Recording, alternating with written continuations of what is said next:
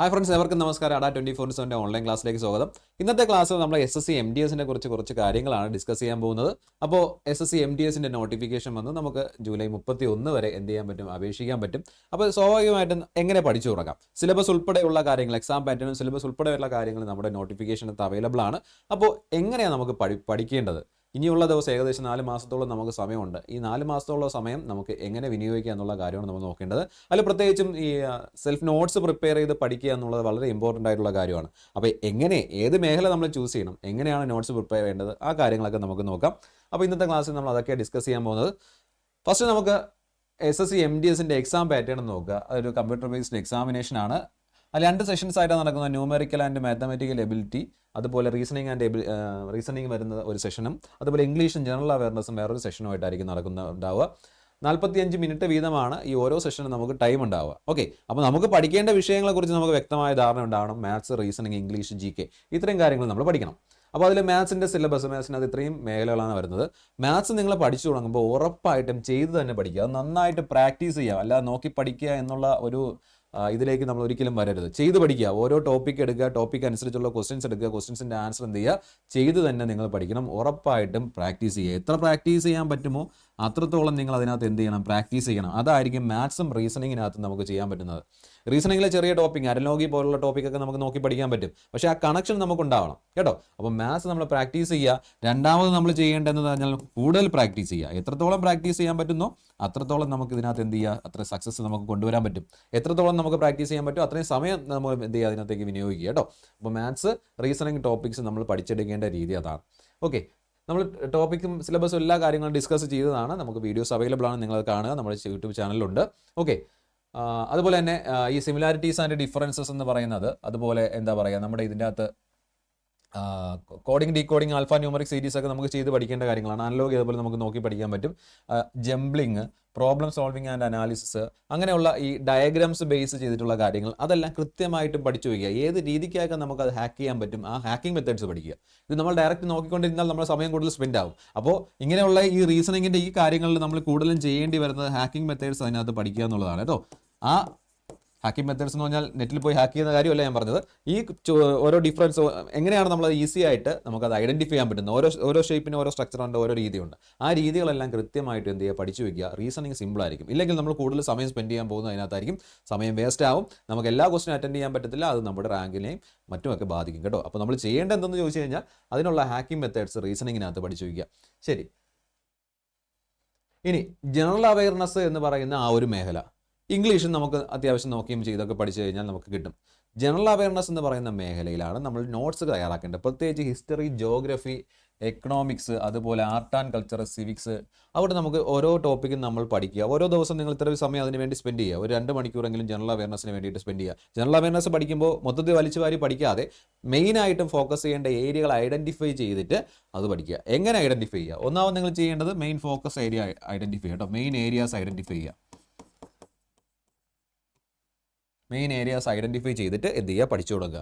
അപ്പോൾ അത് എങ്ങനെ ചെയ്യണമെന്ന് ചോദിച്ചു കഴിഞ്ഞാൽ പ്രീവിയസ് ക്വസ്റ്റ്യൻസോ അതുപോലെ പ്രാക്ടീസ് എക്സാംസ് ഒക്കെ നമുക്ക് ഇഷ്ടം പോലെ അവൈലബിൾ ആണ്. പ്രീവിയസ് ക്വസ്റ്റ്യൻസ് മാത്രം നിങ്ങൾ നോക്കിയാൽ മതി. അതിനകത്ത് ഏതൊക്കെയാണോ കൂടുതൽ മേഖലകളിൽ ചോദിച്ചിട്ടുള്ളത്, ജനറൽ അവയർനെസ്സിൻ്റെ കാര്യം, മാത്സ് റീസണിങ് നമ്മൾ പഠിച്ചേ പറ്റത്തുള്ളൂ. അത് ചെയ്ത് പഠിക്കണം കേട്ടോ. അങ്ങനെയുള്ള GK യിലേക്ക് വന്നിട്ട് ആ മെയിൻ ഏരിയാസ് എടുത്തതിന് ശേഷം ആ ഏരിയാസിൽ വരുന്ന കാര്യങ്ങൾ, ആവശ്യമുള്ള കാര്യങ്ങൾ കുറിച്ച് ചെയ്യുക. അത് നിങ്ങൾക്ക് ഡയഗ്രാമായിട്ടായിട്ട് വേണമെങ്കിൽ ഡയഗ്രാമായിട്ട് കുറിച്ച് നമുക്ക് മനസ്സിലാക്കാൻ എളുപ്പമുണ്ട്. മൊത്തം സെൻറ്റൻസ് ആയിട്ട് എഴുതാൻ നിൽക്കരുത് ഒരിക്കലും. ഓക്കെ, സെൻറ്റൻസ് ആയിട്ട് എഴുതാൻ നിൽക്കരുത്. ഷോർട്ട് ഇതായിട്ട് കുഞ്ഞു കുഞ്ഞു വേർഡ്സ് ആയിട്ട്, ഓരോ വേർഡ്സ് ആയിട്ട് അതിൽ ഹൈഫൺ കൊടുത്ത് വേർഡ് 1, വേർഡ് 2, ഓക്കെ, അങ്ങനെ പറഞ്ഞ് എന്ത് ചെയ്യുക, ആ ഒരു രീതിക്ക് നമ്മൾ ഷോർട്ട് നോട്ട്സ് എന്ത് ചെയ്യുക, അതിനകത്ത് കുറിച്ച് വയ്ക്കുക. ഒരു പേപ്പർ എടുത്തിട്ട് ഒരു ബുക്ക് നമ്മൾ അതിന് വേണ്ടിയിട്ട് മാറ്റി വയ്ക്കുക. ജനറൽ അവയർനെസ്സിന് ഒരിക്കലും ഫുൾ സെൻറ്റൻസ് എഴുതരുത്. ഫുൾ സെൻറ്റൻസ് നമ്മൾ വായിക്കുമ്പോൾ ഈ വേർഡ്സ് കണക്ട് ചെയ്ത് ഫുൾ സെൻറ്റൻസ് ആയിട്ട് വേണം റീഡ് ചെയ്യാൻ. അങ്ങനെ റീഡ് ചെയ്യുമ്പോഴത്തേക്ക് നമുക്ക് മറക്കത്തില്ല. എങ്ങനെ നോക്കിയാലും ആ കാര്യങ്ങളെല്ലാം പക്ക നമ്മുടെ മനസ്സിൽ പതിഞ്ഞിരിക്കും. സെൻറ്റൻസ് ആയിട്ട് എഴുതി വെച്ച് കഴിഞ്ഞാൽ നമ്മളൊരു ഈച്ച കോപ്പി അടിക്കുന്ന ഒരു ടൈപ്പ് ആവും. നിങ്ങൾ സെൻറ്റൻസ് എഴുതരുത്, വായിച്ച് മനസ്സിലാക്കുക, പഠിക്കുക. ആ പഠിച്ച കാര്യങ്ങൾ കണക്ട് ചെയ്യാൻ വേണ്ടിയിട്ടുള്ള ചെറിയ ചെറിയ വേർഡ്സോ ഡയഗ്രാംസ് ആയിട്ടോ എങ്ങനെ വേണോ നിങ്ങൾക്ക് അതിനകത്ത് മാർക്ക് ചെയ്യാൻ പറ്റും, ആ മാർക്കിങ് നിങ്ങൾ അവിടെ ചെയ്യുക. ഓക്കെ, എന്നിട്ട് തിരിച്ച് നമ്മൾ വീണ്ടും അത് റിവൈസ് ചെയ്യുമ്പോൾ ഇത് സെൻറ്റൻസ് ആയിട്ട് തന്നെ വായിക്കുക. അങ്ങനെ വായിച്ചെടുക്കാൻ ശ്രമിക്കുമ്പോഴത്തേക്കും എവിടെയെങ്കിലും വിട്ടുപോകണമെങ്കിൽ വീണ്ടും നിങ്ങൾ നോക്കി റിവൈസ് ചെയ്യുക കേട്ടോ. അങ്ങനെ വേണം നമ്മൾ എന്ത് ചെയ്യാനായിട്ട്, പഠിക്കാനായിട്ടുള്ള ഷോർട്ട് നോട്ട്സ് പ്രിപ്പയർ ചെയ്ത് എന്തിനു വേണ്ടിയിട്ട്, എക്സാംസിന് വേണ്ടിയിട്ട് പ്രിപ്പയർ ചെയ്യേണ്ടത്. അതായത് MDS ആയിക്കോട്ടെ, CGL ആയിക്കോട്ടെ, ഏത് എക്സാം ആയിക്കോട്ടെ, ഇതേ രീതിക്കായിരിക്കണം നമ്മൾ GK എന്ന് പറയുന്ന ആ ഒരു പോർഷൻ ഹാൻഡിൽ ചെയ്യാനായിട്ട്. ഓക്കെ, ശരി. അപ്പോൾ ഇംഗ്ലീഷ് ഇതുപോലെ തന്നെയാണ്. ഇംഗ്ലീഷ് നമുക്ക് അത്യാവശ്യം വേണ്ട ഗ്രാമറും പിന്നെ എന്താ പറയുക സിനോണിംസ് എന്ന് പറഞ്ഞാൽ ആ വേർഡ്സും വൊക്കാബുലറിയൊക്കെ നന്നായിട്ട് പഠിച്ചു വെച്ചിരിക്കുക. നമുക്ക് എപ്പോഴും കിട്ടുന്ന കാര്യങ്ങളാണ്, ആവശ്യമായിട്ടുള്ള കാര്യങ്ങളാണ്. ആ കാര്യങ്ങളെല്ലാം പൂർണ്ണമായിട്ടും നോക്കുക. ഓക്കെ, അപ്പോൾ ഇതിനകത്ത് നമ്മൾ ശ്രദ്ധിക്കേണ്ട ഒരു കാര്യം കൂടെ ഉണ്ട്. നമ്മുടെ SSCയുടെ മുൻവർഷ ചോദ്യ പേപ്പർ നമ്മുടെ സെർച്ച് ചെയ്ത് നോക്കിയാൽ ഡാറ്റ 247 മലയാളം സെർച്ച് ചെയ്ത് നോക്കിയാൽ നമ്മുടെ ബ്ലോഗ് അവൈലബിൾ ആയിരിക്കും. അപ്പോൾ ബ്ലോഗിനകത്ത് നിങ്ങൾ നോക്കുമ്പോഴത്തേക്കും നിങ്ങൾക്ക് ആവശ്യമായിട്ടുള്ള ഓരോ ഷിഫ്റ്റിലെയും ഓരോ 2019 2022 നടന്നിട്ടുള്ള MDS പരീക്ഷയുടെ ചോദ്യ പേപ്പർ കിട്ടും. നമുക്ക് ഒരെണ്ണെടുത്ത് നോക്കാം. അപ്പോൾ ഇതിനകത്ത് ക്വസ്റ്റ്യൻസ് അതുപോലെ തന്നെ കിടപ്പുണ്ട്. നിങ്ങൾ എടുത്ത് നോക്കുക, ഏതൊക്കെ മേഖലകളിലെ ചോദ്യങ്ങളാണ് കൂടുതൽ വന്നിട്ടുള്ളത്, ഏതൊക്കെ മേഖലകളിലാണ് കൂടുതൽ ഫോക്കസ് ചെയ്തിട്ടുള്ളത്. അത് GK ആയിക്കോട്ടെ, ഇംഗ്ലീഷ് ആയിക്കോട്ടെ, മാത്സ് ആയിക്കോട്ടെ. ആ ഫോക്കസ് ചെയ്ത GKയിലായിരിക്കും നമുക്ക് കൂടുതൽ അങ്ങനെ ചെയ്യേണ്ടി വരുന്നത്. മാത്സ് നമ്മൾ ഏകദേശം ടോപ്പിക്കും അത് ഓർഡറിൽ പഠിച്ചു വരുന്നതുകൊണ്ട് നമുക്ക് വലിയ പ്രശ്നം വരത്തില്ല. GKയിൽ ഏതൊക്കെ മേഖലകളിലാണ് കൂടുതൽ ക്വസ്റ്റ്യൻ വന്നിട്ടുള്ളത്, ആ ക്വസ്റ്റ്യൻസ് നിങ്ങൾ എന്ത് ചെയ്യുക, നോക്കുക, ഐഡൻറ്റിഫൈ ചെയ്യുക. ഐഡൻറ്റിഫൈ ചെയ്തതിന് ശേഷം എന്ത് ചെയ്യുക, പഠിക്കുക കേട്ടോ. അപ്പോൾ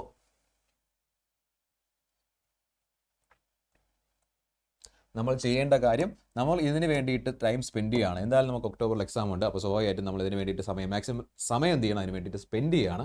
അപ്പോൾ അതിന് നിങ്ങൾ ആദ്യം ചെയ്യേണ്ടത് ഒന്ന് സെൽഫ് നോട്ട്സ് അതിന് വേണ്ടിയിട്ട് പ്രിപ്പയർ ചെയ്യുക. സെൽഫ് നോട്ട്സ് പ്രിപ്പയർ ചെയ്യുമ്പോഴത്തേക്കും മെയിനായിട്ടും ഒന്ന് മാത്സ്,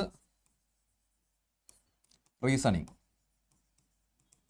അത് പ്രാക്ടീസ് ചെയ്ത് തന്നെ പഠിക്കുക കേട്ടോ. പ്രാക്ടീസ് ചെയ്ത് തന്നെ പഠിക്കുക. മാക്സിമം ക്വസ്റ്റ്യൻസ് എടുത്ത് പ്രാക്ടീസ് ചെയ്ത് തന്നെ പഠിക്കുക.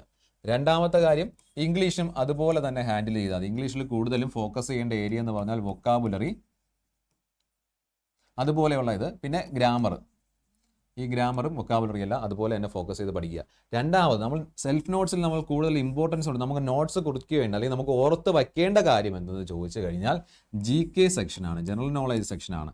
അതിന് നിങ്ങൾ എന്ത് ചെയ്യാം, നിങ്ങൾക്ക് മനസ്സിലാവുന്ന രീതിയിൽ ചെറിയ വേർഡ്സ് എല്ലാം കൊണ്ടുവന്നിട്ട് വേർഡ്സ് ആ രീതിക്ക് എന്ത് ചെയ്യുക, നോട്ട്സ് പ്രിപ്പയർ ചെയ്യുക, നോട്ട്സ് മാർക്ക് ചെയ്യുക. അതിനുശേഷം എന്താ ചെയ്യേണ്ടതെന്ന് ചോദിച്ചു കഴിഞ്ഞാൽ, നിങ്ങൾ തിരിച്ച് റിവൈസ് ചെയ്യുമ്പോഴത്തേക്കും ഈ വേർഡ്സ് കണക്ട് ചെയ്ത് നിങ്ങൾ സെൻറ്റൻസ് ആയിട്ട് മനസ്സിൽ വായിച്ച് വേണം പഠിക്കാൻ. അപ്പോൾ നമ്മൾ മറന്നു പോകത്തില്ല കേട്ടോ.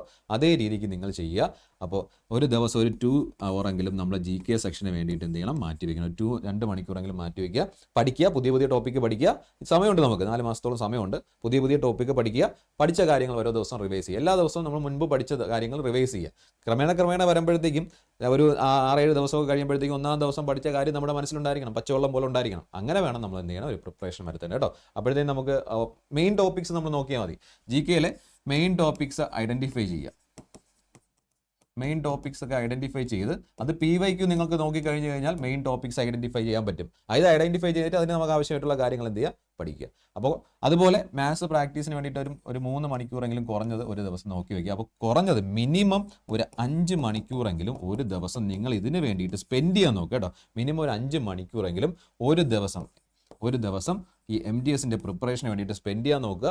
പ്രശ്നം ഉണ്ടാകത്തില്ല, ഈസി ആയിട്ട് നമുക്ക് പഠിക്കുകയും ചെയ്യാം, നമുക്ക് ജോലി നേടാനും പറ്റും കേട്ടോ. അപ്പോൾ ഇങ്ങനെ MDSനെ പ്രിപ്പയർ ചെയ്യുമ്പോൾ ഒരു ഗുണമെന്ന് പറഞ്ഞു കഴിഞ്ഞാൽ, നമ്മൾ മാത്സ് പഠിക്കും, റീസണിങ് പഠിക്കും, ഇംഗ്ലീഷ് പഠിക്കും, GK പഠിക്കും. അപ്പോൾ ഇനി CHSL എക്സാം ഉണ്ട്. CHL ഇപ്പോൾ നെക്സ്റ്റ് മന്തിൽ എക്സാം സമയമില്ല. CGL എക്സാം ഉണ്ട്. അതുപോലെ ഇനി നമ്മുടെ NTPC വരുന്നുണ്ട്, ഗ്രൂപ്പ് D വരുന്നുണ്ട്. ഏകദേശം സിലബസിൽ പറഞ്ഞിട്ടുള്ള കാര്യങ്ങളെല്ലാം സെയിം ആണ്. അപ്പം നമുക്ക് ഒരു വെടിക്ക് 3 പക്ഷിയാണ് അല്ലേ, ഒരു വെടിക്ക്. MDS മാത്രമല്ല നമ്മൾ ലക്ഷ്യം വയ്ക്കുന്നത്. MDSനകത്ത് CGLന് കുറച്ചും കൂടി അഡ്വാൻസ് ക്വസ്റ്റ്യൻസ് പഠിക്കേണ്ടി വരും. അതായിരിക്കട്ടെ, ബാക്കിയുള്ള നമ്മുടെ NTPC റെയിൽവേ എക്സാംസ് ആയിക്കോട്ടെ, അതുപോലെ PSCയുടെ മേഖലകളായിക്കോട്ടെ, ഈ പഠിക്കുന്ന കാര്യങ്ങളെല്ലാം നമ്മുടെ മനസ്സിലുണ്ടാവും. അപ്പോൾ നമ്മൾ ഒരു എക്സാം ലക്ഷ്യം വെച്ചാണ് നമ്മൾ പഠിക്കുന്നതെങ്കിൽ നമുക്ക് മൾട്ടിപ്പിൾ ആയിട്ടുള്ള കാര്യങ്ങൾ യൂസ് ചെയ്യാം. നമുക്ക് അഡ്വാൻസ് ആയിട്ട് വേണ്ട കാര്യങ്ങൾ അല്ലേ, അഡീഷണൽ ആയിട്ട് വേണ്ട കാര്യങ്ങൾ അപ്ഡേറ്റ് ചെയ്തുകൊണ്ടിരുന്നാൽ മതി. കറണ്ട് അഫയേഴ്സ് പോലുള്ള കാര്യങ്ങൾ അപ്ഡേറ്റ് ചെയ്തുകൊണ്ടിരുന്നാൽ മതി. ഈ പ്രോസസ്സ് നിങ്ങൾ കണ്ടിന്യൂ ചെയ്യുക. എന്തായാലും SSC MDSന് വേണ്ടി കുറഞ്ഞത് ഒരു 5 മണിക്കൂറെങ്കിലും നിങ്ങൾ ഒരു ദിവസം മാറ്റി വയ്ക്കുക. ഉറപ്പായിട്ട് നിങ്ങൾക്ക് ആ ജോലി നേടിയെടുക്കാൻ പറ്റും കേട്ടോ. അപ്പോൾ ഇത്രയും കാര്യങ്ങൾ ശ്രദ്ധിക്കുക. ഇനി നിങ്ങൾക്ക് സപ്പോർട്ടിന് ആവശ്യമുണ്ട്, എക്സാം വേണം, അതുപോലെ തന്നെ എന്താണ് PDF വേണം, നോട്ട്സ് വേണം, ആയിക്കോട്ടെ, ലൈവ് ക്ലാസ് വേണം. നിങ്ങൾക്ക് അതിനുള്ള സൊല്യൂഷൻ ഞാൻ തരാം. നമ്മുടെ ഇപ്പോഴത്തേക്ക് എന്തായാലും ജൂൺ മന്തിൻ്റെ ഓഫറാണ്. 3 ഇരട്ടി ബെനിഫിറ്റ്സ് ആണ് നിങ്ങൾക്ക് കിട്ടാൻ പോകുന്നത്. ഓൾറെഡി ഒരു ലോവസ്റ്റ് പ്രൈസ് ആഡ് ആയിട്ടുണ്ട്. അതിൻ്റെ കൂട്ടത്തിൽ ഡബിൾ വാലിഡിറ്റി 6 മാസത്തേക്കാണ് നിങ്ങൾ പർച്ചേസ് ചെയ്യുന്നതെങ്കിൽ ഒരു വർഷം നിങ്ങൾക്ക് കണ്ടന്റ് ആക്സസ് ചെയ്യാൻ പറ്റും. ഓക്കെ, അതുപോലെ 17% ഓഫറുണ്ട് കേട്ടോ. 17% ഓഫറുണ്ട് കേരള മെഗാ പാക്കിന്. അപ്പോൾ കേരള മെഗാ പാക്ക് എന്തെന്ന് ചോദിച്ചു കഴിഞ്ഞാൽ, ഞാൻ ഈ പറഞ്ഞ പോലെ MDSന് മാത്രമായിരിക്കില്ല നിങ്ങൾക്ക് അതിൽ പ്രിപ്പയർ ചെയ്യാൻ പറ്റുന്ന ഏത് എക്സാമിനും, റെയിൽവേ ആയിക്കോട്ടെ, അതുപോലെ കേരള PSC ആയിക്കോട്ടെ, UPSC ആണെങ്കിൽ UPSC ആയിക്കോട്ടെ, അതുപോലെ എന്താ പറയുക SSC ആണെങ്കിൽ SSC ആയിക്കോട്ടെ, ബാങ്ക് ആണെങ്കിൽ ബാങ്ക് ആയിക്കോട്ടെ, ഏത് എക്സാമിനും ആവശ്യമുള്ള കണ്ടന്റ് എല്ലാം നിങ്ങൾക്ക് അതിനകത്ത് കിട്ടും. കാരണം ഞങ്ങളിവിടെ ഏതൊക്കെ എക്സാമിനാണോ കോഴ്സസ് പ്രൊവൈഡ് ചെയ്യുന്നത് അതെല്ലാം മെഗാ പാക്കിനകത്ത് അവൈലബിൾ ആയിരിക്കും. അപ്പോൾ അത് നിങ്ങൾ എന്ത് ചെയ്യുക, കേരള മെഗാ പാക്ക് എടുത്താൽ ഈ ഒരു 6 മാസത്തേക്കാണ് നിങ്ങൾക്ക് വാലിഡിറ്റി കിട്ടുന്നത്, 1 വർഷത്തേക്ക് നിങ്ങൾക്ക് ആക്സസ് ചെയ്യാം. അപ്പോൾ 1 വർഷത്തേക്ക് നമ്മളിവിടെ എന്തെല്ലാം കോഴ്സ് ചെയ്യുന്നോ, ഏതെല്ലാം പരീക്ഷകൾക്ക് പ്രിപ്പറേഷൻ കൊടുക്കുന്നുണ്ടോ അതെല്ലാം നിങ്ങൾക്ക് ആക്സസ് ചെയ്യാൻ പറ്റും. ആ ക്ലാസ്സിലെല്ലാം നിങ്ങൾക്ക് ഇരിക്കാൻ പറ്റും, ആ നോട്ട്സ് എല്ലാം നിങ്ങൾക്ക് കിട്ടും, ആ എക്സാം എല്ലാം നിങ്ങൾക്ക് അറ്റൻഡ് ചെയ്യാൻ പറ്റും. ഓക്കെ, അപ്പോൾ ഏറ്റവും കുറഞ്ഞ ചിലവിൽ ഏകദേശം ഒരു 4000 രൂപയ്ക്ക് അകത്ത് മാത്രമേ നിങ്ങൾക്ക് അതിനൊരു എമൗണ്ട് ആവുള്ളൂ. അപ്പോൾ അതിനകത്ത് Y907 എന്നുള്ള കൂപ്പൺ കോഡ് യൂസ് ചെയ്താൽ വീണ്ടും ഡിസ്കൗണ്ട് കിട്ടും. അത് മാത്രമല്ല ഈ ഓഫർ എല്ലാം നിങ്ങൾക്ക് ആക്സസ് ചെയ്യണമെങ്കിൽ Y907 എന്നുള്ള കൂപ്പൺ കോഡ് യൂസ് ചെയ്യാം. ഓക്കെ, അപ്പോൾ ഇത്രയും കാര്യം നോക്കിക്കൊള്ളുക. ഈ നോട്ട്സ് പ്രിപ്പയർ ചെയ്യുമ്പോൾ ഞാൻ ഈ പറഞ്ഞ രീതിക്ക് നിങ്ങൾ പ്രിപ്പയർ ചെയ്യുക. ഞാൻ ആ മെഗാ പാക്കിൻ്റെ കാര്യങ്ങളൊന്ന് ജസ്റ്റ് ഒന്ന് കാണിച്ചു തരാം. അപ്പോൾ നമ്മുടെ ADA 247 എടുക്കുക. ഒന്നുകിൽ ആപ്പ് ഇൻസ്റ്റാൾ ചെയ്തിട്ട് ആപ്പ് വഴി പോവുക, അല്ലാന്നുണ്ടെങ്കിൽ നമ്മുടെ എന്ത് ചെയ്യുക, വെബ്സൈറ്റിൽ പോയിട്ട് ഓൾ കോഴ്സസ് സ്റ്റേറ്റ് എക്സാംസ് എടുക്കുക, അവിടെ കേരള പോവുക. കേരള പോയിട്ട് കേരള മഹാപാക്ക് കിടപ്പുണ്ട്. കേരള മഹാപാക്കിൽ നിങ്ങൾക്ക് സെൻട്രൽ എക്സാംസിന് വേണ്ടിയിട്ട് സെപ്പറേറ്റ്, അതല്ല ഏറ്റവും ബെറ്റർ എന്ന് പറയുന്നത് നമ്മുടെ കേരള മെഗാ പാക്കാണ്. അത് PSC, SSC, RRB ബാങ്ക് നിങ്ങൾക്ക് കിട്ടും.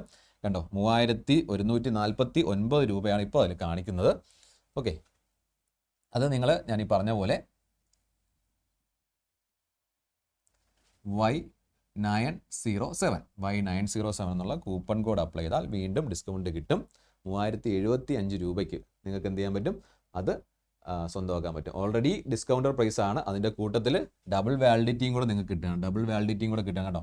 1 വർഷത്തേക്കാണ് ആക്സസ് കിട്ടുന്നത്. 1 വർഷത്തേക്ക് കംപ്ലീറ്റ് എക്സാംസ്, PSC ആയിക്കോട്ടെ, SSC ആയിക്കോട്ടെ, RRB ആയിക്കോട്ടെ, ബാങ്കിങ് ആയിക്കോട്ടെ, എന്തോ ആയിക്കോട്ടെ, കംപ്ലീറ്റ് എക്സാംസിൻ്റെ ആക്സസ് നിങ്ങൾക്ക് കിട്ടും. ഈ കണ്ടന്റ് എല്ലാം നിങ്ങൾക്ക് കിട്ടുകയും ചെയ്യും കേട്ടോ. അപ്പോൾ ഇത് മാക്സിമം യൂട്ടിലൈസ് ചെയ്യുക. ഓക്കെ, ഈ ഒരു നല്ലൊരു അവസരമാണ്, എല്ലാവരും യൂട്ടിലൈസ് ചെയ്യുക. അപ്പോൾ എല്ലാവർക്കും എല്ലാവിധ ആശംസകളും നേരുന്നു. Thank you all.